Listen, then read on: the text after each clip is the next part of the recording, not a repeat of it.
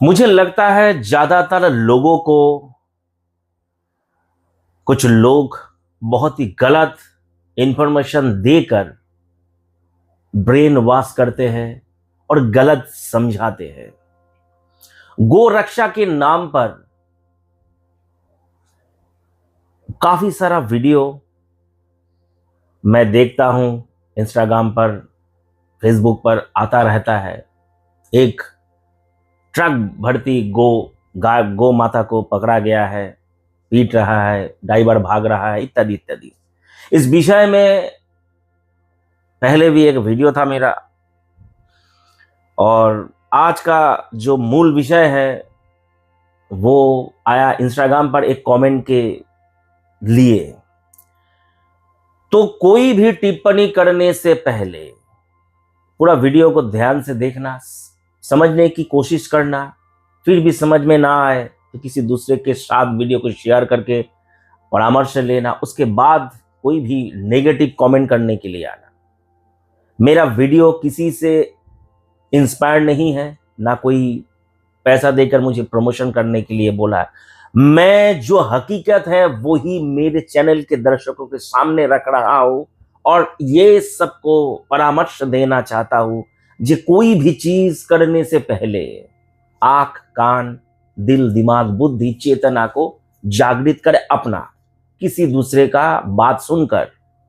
बंगला में एक कहावत है, बोलते हैं कौवा तेरा कान लेके चला गया। तो बच्चा कौवा के पीछे दौड़ता है, देखो देखो मेरा कान लेकर वो कौवा भाग रहा है। तो सबसे पहले अपना कान को छू कर नहीं देखता, काहे वो भोला है, उसको इतना समझ नहीं है। कोई उसको बोला, वो भाग रहा है कौवा के पीछे, देखो देखो मेरा कान लेकर भाग रहा है। तो ऐसे ही वर्तमान समय में लोग भी वैसा ही है।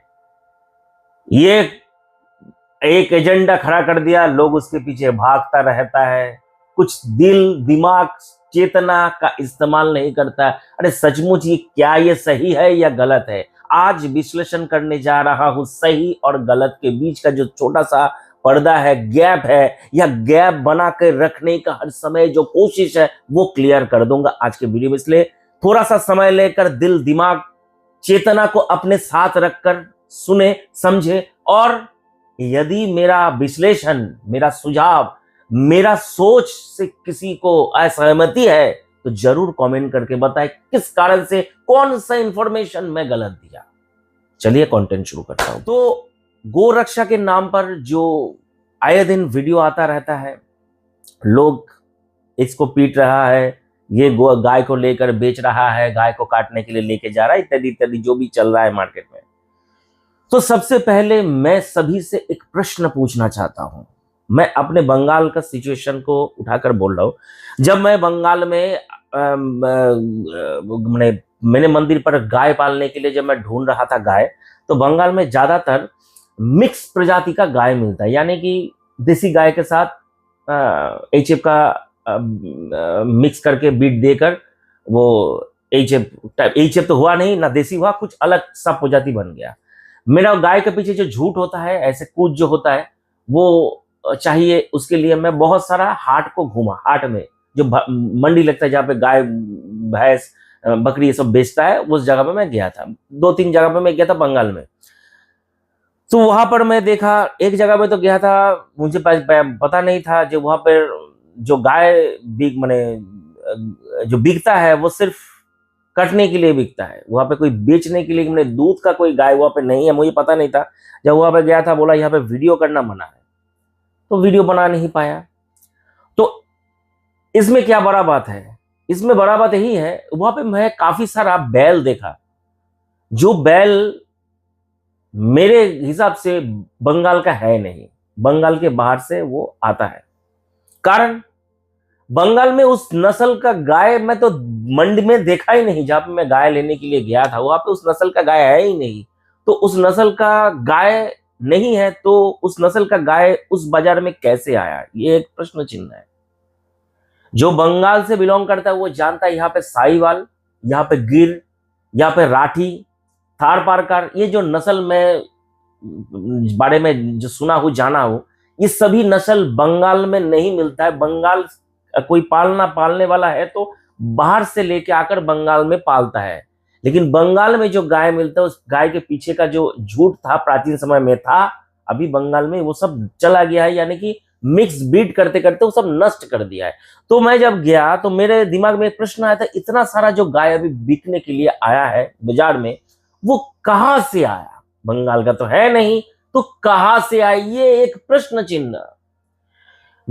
ट्रक भर के जब गाय लेकर कोई व्यक्ति जा रहा है तो कुछ गो रक्षक उस ट्रक वाले को पीट रहा है, गो माता को बचा रहा है। ये बहुत अच्छा काम है। पीटना कितना अच्छा काम है मुझे पता नहीं, लेकिन गाय को बचाना बहुत अच्छा काम है। तो ये ख्याल किसी के मन में आता नहीं है। ये जो व्यक्ति एक ट्रक भर के गाय लेकर जा रहा है रोजी रोजगार के लिए, एक 50 60 70 100 गाय लेकर जा रहा है, 2-3 ट्रक में भर के या एक ट्रक में भरते, इससे कोई मेरा मतलब नहीं है। तो एक व्यक्ति इतना सारा गाय कहां से उठाया? इतना सारा गाय कहां से, कौन सा मंडी से उठाकर एक व्यक्ति लेकर जा रहा है? किसी के मन में यह ख्याल या सवाल या सोच या चेतना नहीं आया? ये मूल विषय को पकड़ना चाहिए ना। एक व्यक्ति तो अपना रोजी रोजगार के लिए, उसको गाय बेचने से पैसा है। जैसे मैं तांत्रिक पूजा करता है इसलिए मुझे दक्षिणा मिलता है, मुझे पैसा मिलता है। जैसे वो व्यक्ति गाय बेचेगा तो उसको पैसा मिलेगा, उसका रोजी रोजगार है। तो उसको पीटने से, उसका ट्रक लेने से, उसका गाय को छुड़ाने से फायदा नहीं है। उसको छुड़ाने से फायदा नहीं है। वो एक्स को पकड़ लिया, वाई खड़ा हो जाएगा। एक्स को पकड़ने के बाद ये वाई खड़ा हो गया। वाई को पकड़ूंगा फिर से जेड खड़ा हो जाएगा। जेड को पकड़ूंगा फिर से ए बी सी डी ऐसा खड़ा होता हुआ रहेगा। मूल जो समस्या का जड़ है वो कहां पर है? वो जड़ सुनो। मेरे जो गाय खरीदा था पिछले साल, गाय के साथ एक बच्चा भी था। वो षाढ़, बंगला में षाढ़ बोलते हैं, मेल कफ षाढ़ था। तो षाढ़ को मैं क्या करूंगा? षाढ़ को बौलद बनाया जा सकता है, या षाढ़ को बेचा जा सकता है, या षाढ़ को भोलेनाथ के नाम से छोड़ा जा सकता है। ठीक है ना? ये 3 ऑप्शन है। षाढ़ को बौलद बनाओ, यानी कि खेती बाड़ी के काम में लगाओ उसको। एक से नहीं होगा, दूसरा खरीदना पड़ेगा। मेरा खेती बाड़ी है नहीं, तो पहला ऑप्शन कट। दूसरा ऑप्शन क्या है? षाढ़ को, यानी कि बैल को, छोटा बच्चा को बेच दो, दूसरा ऑप्शन। तीसरा ऑप्शन क्या है? उसको भोलेनाथ के नाम पर छोड़ दो। पहला ऑप्शन मेरे कोई काम का नहीं, दूसरा ऑप्शन मेरे काम का था, तीसरा ऑप्शन भी मेरे काम का था। तो मैंने कौन सा ऑप्शन चूज किया? मैंने थर्ड ऑप्शन चूज किया। कारण क्या है? मेरे मन में डर है, गो हत्या का पाप मुझे लगेगा।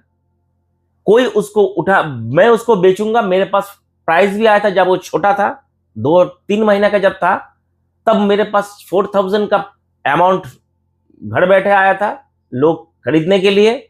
जब वो वॉर 3 महीना बड़ा हुआ, ठीक है, तब उसके लिए मुझे 6000 का अमाउंट देने के लिए राजी था। घर से उठाकर लेके जाएगा, वो लोग क्या करेगा? उसको खिला पिलाकर बाजार में बेच देगा, थोड़ा सा मोटा बनाकर। यही काम है। तो मैंने क्या किया? मैंने उसको कुछ दिन पहले, 1 हफ्ता 10 दिन पहले बहुत बार उसको छोड़ा था। वो घूम घाम कर फिर से मेरे पास आ जाता था। तभी अपने मंदिर के आसपास में आलू का खेती हुआ था, तो आलू का खेत का समय मैं अगर छोड़ूंगा तो कोई जगह पे जाएगा तो किसी का आलू का खेत खा लेगा, उठा के खा लेगा, तो उसको पीटेगा, मारेगा। तो इसलिए मैं इतना दिन तक उसको फिर से अपने मंदिर पे रखा, उसका पालन पोषण किया। जैसे ही आलू सबका निकल गया, मैं उसको दूर जाकर मशीन माने मोटर वैन भाड़ा के किराए में लेकर दूर जाकर उसको भोलेनाथ के नाम से त्रिशूल का छाप देकर, सिंदूर आदि माला भाला पहनाकर, मेरे मंदिर पे जो शिष्य लोग हैं वो सब दूर जाकर उसको छोड़ के आ गया।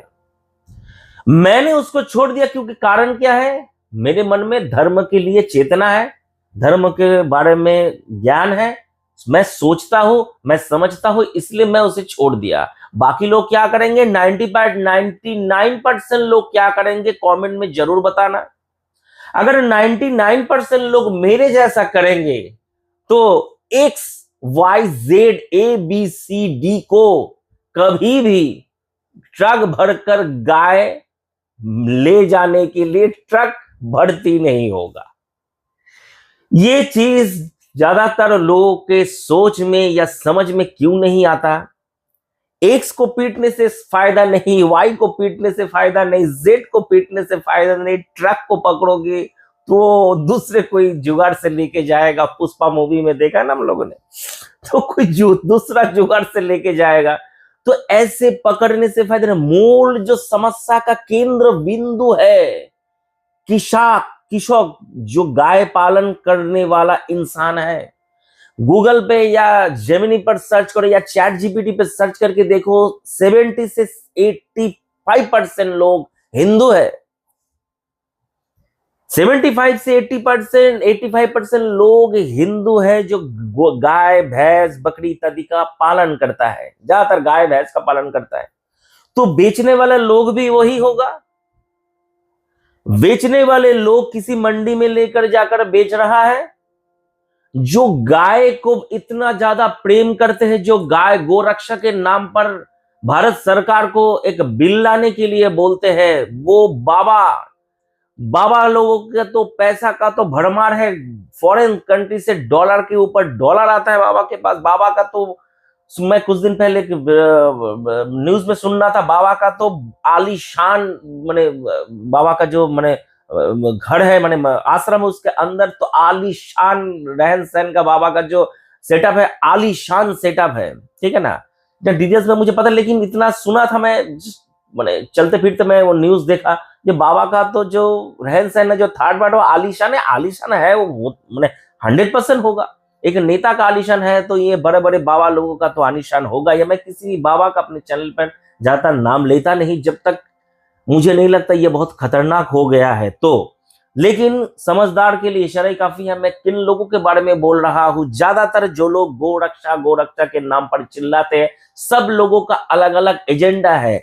अभी कुछ दिनों से मैं देख रहा हूं इंस्टाग्राम पर रील्स के माध्यम से गौ माता को गुड़ सेवा, गौ माता को रोटी सेवा, गौ माता को आटा सेवा। साला खिला नहीं पाते तो गाय पालता क्यों है? दूसरे किसी से मांग कर ही अगर खिलाना है तो गाय पालने का जरूरत क्या है? गुड़ सेवा, 10 किलो गुड़ का प्राइस है 500 रुपए, 20 किलो का 1000, चार्ट बना के दे दे। मेरा यही सवाल है लोगों से, खिला नहीं पाता साला मांगता क्यों है? मांगता क्यों है भिखमंगों के जैसा? और बोलता है खुद को मैं बाबा भी हूं, मैं सन्यासी भी हूं। मांग भी रहा है। मांगेगा कौन? मांगेगा पंडित। पूजा करने का मुझे इतना दक्षिणा दो। बाबा होकर, संत होकर, साधु होकर गाय के नाम पर कुछ दे दो। रोटी के नाम, गाय का रोटी के नाम पर कुछ दे दो। गाय के लिए गुड़ के नाम पर कुछ दे दो। ये मांग रहा है, ये सेवा है। सेवा अपने तरफ से होता है, मांग कर सेवा नहीं होता। मेरे से जितना हो सकता तन मन धन से सेवा किया जाता है। सहमत नहीं है तो कमेंट करके जरूर बताना। सेवा इसे ही बोलते हैं। मेरा भाषा में मैं जितना सीखा हूं, मेरे स्वल्प ज्ञान में मुझे लगता है यही सेवा है। दूसरे से मांग कर सेवा नहीं होता है। वो तो चंदा उठाकर सार्वजनिक प्रोग्राम बना रहा हूं मैं। चंदा उठाकर थोड़ा सा 2 किलो आटा दे दो बाबा, 2 किलो, फिर भगवान के नाम पर थाली बजा के मांगता है। हाँ, भगवान के नाम पर कुछ दे दो बाबा, माँ के नाम पर कुछ दे दो बाबा, भोलेनाथ के नाम पर टंग टंग टंग टंग। थाली नहीं है मेरे पास, नहीं तो मैं दिखाता। तो ये सब भी वही कहानी है। और ये गोरक्षा का जो चक्कर है, गोरक्षा एक एजेंडा है हिंदुओं को तोड़ने का, हिंदुओं में फूट डालने का एक एजेंडा के अलावा गोरक्षा कुछ भी नहीं है। जिनको गाय से इतना ज्यादा प्रेम है, करोड़ों अरबों का संपत्ति है इन बाबा लोगों के पास, विदेशी फंडिंग इन लोगों के पास कितना है। इन लोगों को तो माने गंगा में जब इन लोग जाते हैं तब भी पालकी में जाते हैं। पालकी से उतारने के लिए बोलता है, साला पालकी से क्यों उतरूंगा मैं राजा हूं, मैं ये हूं। कहानी कहां से कितना दूर तक पहुंच जाता है। मेरा हर समय घोड़े से ही जाता हूं, हाथी से जाता हूं, पालकी से जाता हूं। ये सदियों पुरानी मेरा परंपरा है। तो जो लोग घोड़ा, गाड़ी, हाथी, पालकी में जाने वाले लोग, ये साधारण लोग मेरे जैसा, आप लोगों के जैसा है नहीं है। इन लोगों का तो पास संपत्ति ही संपत्ति है। इन लोगों से मैं हाथ जोड़कर विनम्र निवेदन करता हूं, जहां जहां भारतवर्ष में हाट लगता है, मंडी बाजार लगता है, गाय भैंस पशु पक्षियों का बाजार लगता है, उस जगह पर जाए। जो भी किसान गाय बेचने के लिए आया है, जो गाय दूध देने का क्षमता खो दिया है, जो बैल बेचने के लिए आया है, जो बैल का शरीर देख कर लगता है ये बैल माठ में यानी कि जमीन में काम करने लायक नहीं है, उसको काटने के अलावा दूसरा कोई ऑप्शन किसी के पास नहीं है, ऐसे पशु को उठाकर अपने सेवा केंद्र में लेके जाए और अपने पास रखकर सेवा करे। यही है गौ सेवा। गौ माता का ओरिजिनल सेवा करना है तो हर जगह पे बड़ा बड़ा पोस्टर लगाना चाहिए, इंस्टाग्राम पे, फेसबुक पर, यूट्यूब पर ऐड करना चाहिए। किसी को गाय बेचना है तो मैं अमुक बाबा हूं, मैं अमुक अमुक महादुपाध्याय हूं, मेरे पास ये कांटेक्ट नंबर, ये ईमेल, ये वेबसाइट पर सीधा संपर्क करे। मेरा एजेंट, मेरा रक्षक भक्षक लोग जाएगा और आपसे आपका मूल्य देकर गौ माता को उठाकर लेके आएगा। ये है ओरिजिनल गौ सेवा। गाय माता तब रोएगा नहीं, गौ माता तब रोएगा नहीं। एक ट्रक गौ माता को बचाने से फायदा नहीं। मूल जहां पे समस्या है उस समस्या का केंद्र बिंदु में लोगों के आंख में उंगली डाल के दिखाया। अगर मेरे बात से कोई सहमत नहीं है तो कमेंट करके बताए क्यों सहमत नहीं है। मैं अपना उदाहरण दिया, मैं अगर मेरा गाय को बेचता तो 4 से 6 हजार तक मुझे मिलता, मैं उसको और 3 महीना रखता तो 10,000 11,000 तक मुझे मिलता, उसको और मोटा बनाता 20 25 30 हजार तक मुझे मिलता। लेकिन उसके साथ साथ गो हत्या का पाप भी मुझे लगता। इस विषय में छोटा सा एक उदाहरण देकर बोलता हूं, सुनो। जो अन्याय, बांग्ला में कहावत है, अन्याय जे करे अन्याय जे सहे दुई जनी दोषी, यानी कि जो अन्याय कर रहा है, जो अन्याय को सह रहा है, 2 व्यक्ति ही दोषी है। किस लिए? ठाकुर श्री श्री रामकृष्ण परमहंस देव स्वामी विवेकानंद के गुरुजी एक कथा में अपने शिष्य लोगों को समझा रहे हैं। एक व्यक्ति कसाई गाय को खींच कर लेके जा रहा था काटने के लिए। वो बहुत थक गया, परिश्रम हुआ। अकेला व्यक्ति गाय को खींच के लेके जा रहा है अपने स्थान पर काटने के लिए, वो बहुत थक गया, परिश्रम हुआ। ऐसे सिचुएशन में वो देखा सामने एक जगह पर एक श्राद्ध कर्म हो रहा है और उस जगह पे आज भोजन भी है। श्राद्ध के बाद भोजन होता है ना, खिलाते हैं ना लोगों को, तो आज भोजन भी है। तो वो बोला चलो, मुझे उसको भूख भी लगा था बहुत ज्यादा, वो बोला चलो गाय को उसी श्राद्ध के स्थान पर, माने घर में उसको गाय को बांधा, खूंटे से बांधा और जाकर वहां पे भोजन किया। भोजन करने को उसके शरीर में ताकत आया, फिर से गाय को खींचते खींचते वो लेके गया अपने स्थान पर, जाकर गाय को वो काट दिया। अभी ठाकुर श्री रामकृष्ण बोले देखो, अभी जैसे ही वो गाय को काटा उसे तो गो हत्या का पाप हुआ ही हुआ।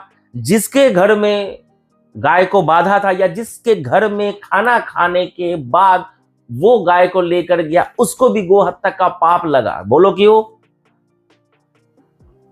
इसके विषय में थोड़ा चिंतन करने का विषय क्या है। ठाकुर श्री राम के जो तब बोल रहे हैं, वो तो अपना गोहत काटा उसके लिए गोहत्या का पाप लगा, लेकिन इस घर में खाना खा के आया, खाना खाने के बाद उसके शरीर में बल आया, ताकत आया, मजबूत उसका शरीर बना। दुर्बल जो हो गया था उसका शरीर में फिर से एनर्जी आया, इसलिए उसको भी गोहत्या का आधा पाप लगेगा। इसीलिए सनातन हिंदू धर्म में बोल रहे हैं, किसी भी ऐरे गहरे लोगों को खिलाना मत, किसी भी लोगों को खिलाना मत। माला पड़ने का मतलब ही नहीं है वो संत है।